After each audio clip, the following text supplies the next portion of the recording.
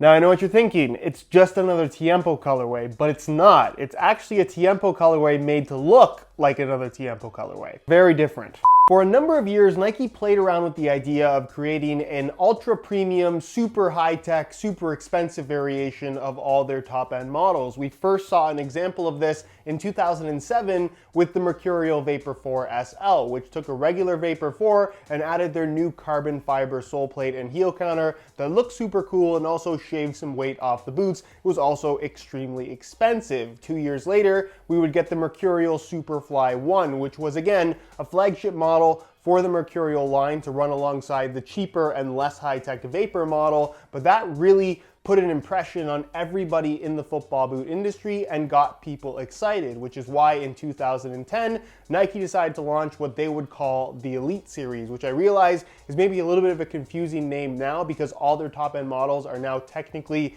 the Elite model. But back in the day, you would have your regular top-end boot that would retail anywhere between $180 and $240, and then you'd have your Elite Series option, which would retail between $300 and $400, where you had the Superfly 2 at the time, then you had the CTR 360 Maestri 1, the T90 Laser 3, and the Tiempo Legend 3, all available in an Elite variation, which all of them had some form of modification to the upper, but the main difference between those and the regular models is that the Elite Series boots introduced, again, that carbon fiber sole plate that typically was only found on the Superfly up until that point. It made the boot lighter. It wasn't a huge difference most of the time, but again, very expensive. Then fast forward to 2011, Nike would launch their next generation of the Tiempo Legend 4, the regular model being a hybrid of Kangalite and Kangaroo leather for the upper, the Elite Series model being a little bit more exciting, featuring a Kangaroo leather upper with flywire technology running throughout pretty much the entire midfoot and heel area,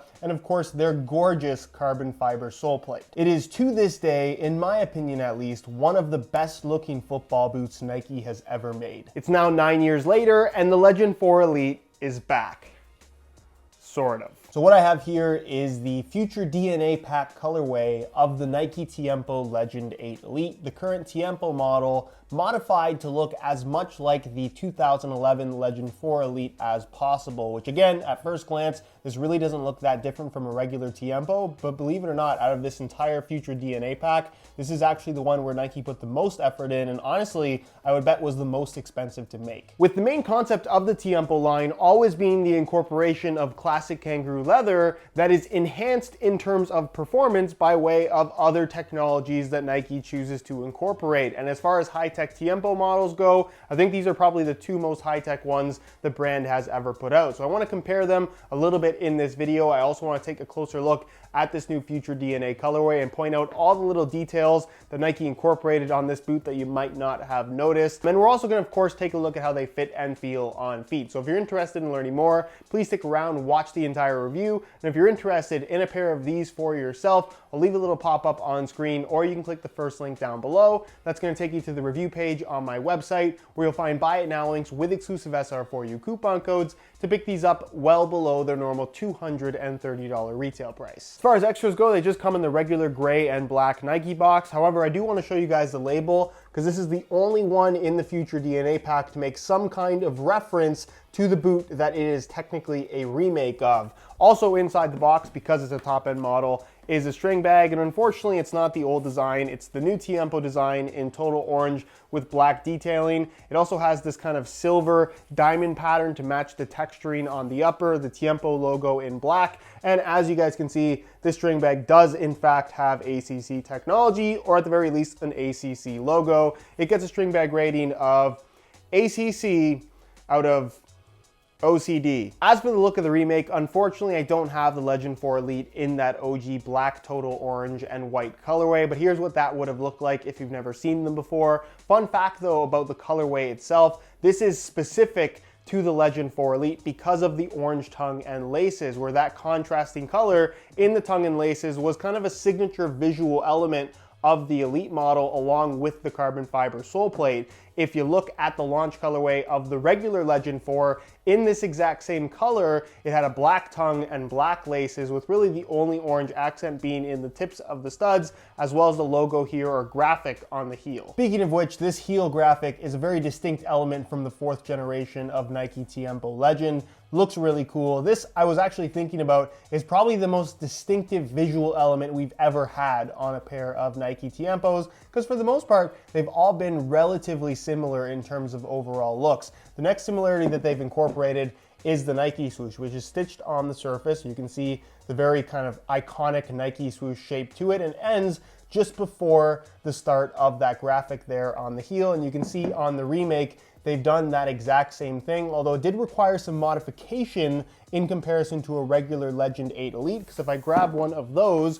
which I have right here under the table, you can see that the swoosh is actually pushed a little bit further back and then kind of flows into the heel area. Notice where it's cut out here in the leather and where it just transitions into the synthetic material, where on the remake, it's significantly further forward and it cuts out a larger chunk of the leather just so it can be in the right spot to match the original Legend 4 Elite. You'll also notice on a regular Legend 8 Elite, all of this area through the midfoot and heel is a synthetic material with some texturing. Even has the embossed ACC, Flyknit, and Quadfit branding here on the medial side. But to make this remake look more like the original, which was Kangaroo leather all the way through, they actually use a synthetic leather material, which actually I think makes the boot look a little bit more cleaner, certainly more traditional. And even here on the medial side, they went through the trouble of still embossing the Quadfit, ACC, and Flyknit branding. Moving to the sole plate, obviously the OG does have this incredible looking carbon fiber sole plate with the studs in a contrasting color. This just has the regular hyperstability sole plate found on the Legend 8 as well as the Legend 7 in black with orange stud tips like you would have had on the OG. And really from there, the only other element that's carried over from the original is the insole, where you can see, and this was common with a lot of Nike insoles back in the day, it was actually a synthetic leather material. It has all of these kind of perforations it's more texturing than anything that run through the big toe area, the forefoot, and the midfoot. And then you can see here in the heel, it has a Nike swoosh, the Tiempo logo, and then these kind of like Pac-Man looking things. I'm not exactly sure what that logo is supposed to mean, if it means anything at all, but it's there and it was a thing with the Legend 4. And if we remove the insole on the remakes, you'll notice that it's not the regular Nike grip liner. Instead, it's a synthetic leather liner with all of the same texturing and the same exact logo, which I thought was a nice little detail that Nike did not do for whatever reason on any of the other future DNA pack boots. And of course, the insole material itself is standard for the Legend 8 Elite. As much as I like the colorway, I definitely think it's fair to say that they're not the most visually interesting, but if you consider that the Tiempo series has never really been about a flashy design, they're all kind of variations of the same thing.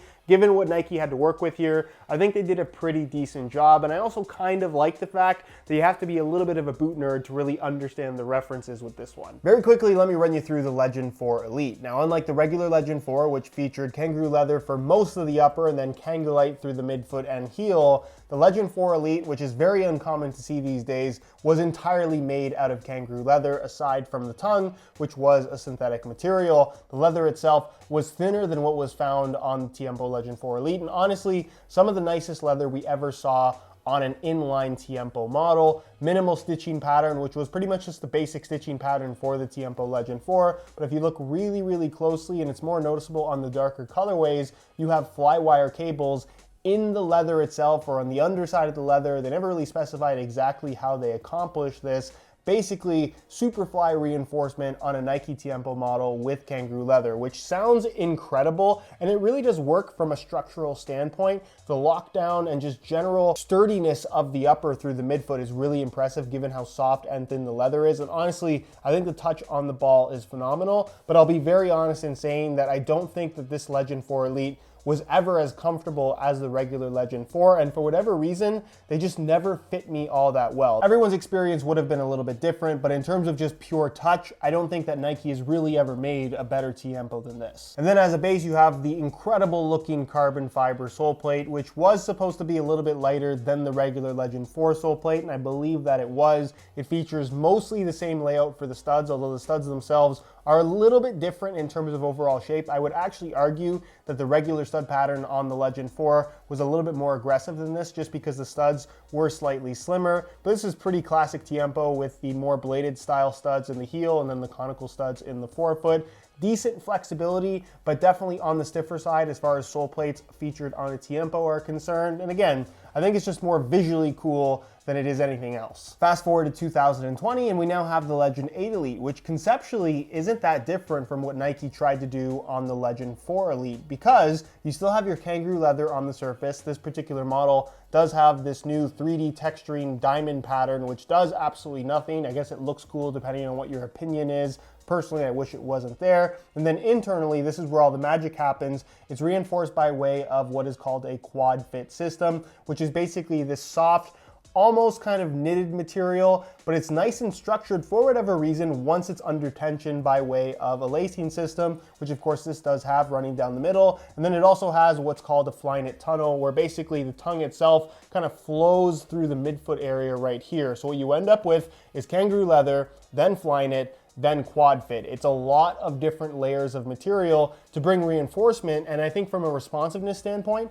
this definitely is on par with what Nike did with the combination of kangaroo leather and flywire on the Legend 4 Elite. But unlike that particular boot, which I think maintained the purity in terms of the touch and feel of the leather really well, despite maybe being a little bit stiffer than it needed to be, this is definitely more comfortable. It's certainly less structured feeling on your feet, which is what you want from a kangaroo leather football boot. But because there's so many layers of material between your foot and the leather, it feels like the leather isn't the star of the show. And as for the sole plate, it's not made of carbon fiber, which means that it looks a lot less cool, but honestly, I think it's a better overall sole plate. It has good flexibility to it, feels solid underfoot as well. And the stud pattern is, again, kind of more or less a variation of the same thing, just a little bit more aggressive, which again, I think is an overall improvement. Which brings us to the part of this video that I think a lot of you guys will find very interesting, and that is the weight of these two boots. Which one is actually lighter? Because part of the reason why the Elite series existed, why they implemented this carbon fiber sole plate, was to make the boot lighter overall, amongst other changes, of course. And they would charge you quite a premium for this. The retail on a Legend 4 Elite, if I'm not mistaken, was like $300 or $350. It was a ton of money for a pair of Tiempo boots. Either way, we're gonna weigh them both for you in real time. Keep in mind, these are both in the same size 9.5 US, so it's a very fair comparison. We'll start off with the Legend 4 Elite, which doesn't feel particularly lightweight in hand. You can see it weighs in at 9.6 ounces, the equivalent of 273 grams, which by today's standards is not necessarily super heavy, but it is far from super light, as the carbon fiber sole plate might suggest. We'll throw on the new Legend 8 Elite, and you can see that they weigh in at 7.8 ounces, the equivalent of 221 grams, which is a significant weight difference. And trust me when I say the Legend 8 Elite feels way lighter. On feet, these Legend 4 Elite remakes I think look even better. I love the look of the design on the heel. That to me is very much a standout element of this particular colorway. And also you'll have noticed that I have not changed the orange laces, and that's because the orange tongue and laces really is what makes this a Legend 4 Elite and not a regular Legend 4. However, if you did want to swap them out for something different, I think some black reflective laces would look pretty good. Either way, if you're interested in changing up the style of your boots in an inexpensive way, sr4ulaces.com is definitely the place to check out. There'll be a little pop-up in the corner of the screen, as well as a link down below, so be sure to go ahead and check that out. As far as how these fit and feel on feet compared to regular Legend 8 Elite colorways, pretty much the same. The only difference you'll notice is the material on the insole, which is only noticeable for about the first 10 seconds, basically as you're sliding the boots on. When actually playing in the boots, it feels pretty well the same, I would say. As far as the upper itself is concerned, it's soft, it's flexible. You don't really feel the sensation of kangaroo leather, again, because of that quad fit system, which doesn't feel bad, but it definitely doesn't have kind of that classic leather feel, which is really my main gripe with this Legend 8 Elite, because everything else about it is really good. They're comfortable, they fit extremely well, they wrap your foot nice and snug. There's really not much about it that I think is bad in terms of overall feel. When it comes to width, these are going to be one of the wider options within the Nike brand, and of course they are leather. They're going to stretch a little bit as you wear them in as well. So as long as you don't have super wide feet, I think that these will fit most people. And as far as sizing is concerned, I'm wearing these in my usual size 9.5 US, and the fit in the length is perfect. So if you're looking to order some for yourself, I would strongly recommend going true to size in order to achieve the best possible fit. Anyways, guys, that's it for this one. Hopefully you enjoyed the video. If you did, be sure to support it with a like. Again, if you're interested in these future DNA Tiempos for yourself, they're available now well below the normal retail price because there are a couple sales going on. Click the first link down below. That's going to take you to the review page on my website where you'll find buy it now links with exclusive SR4U coupon codes to pick these up below their normal $230 retail price. If you have any questions, as always, leave them down below in the comment section and I'll do my best to get an answer out to you. If you're not subscribed to the channel already,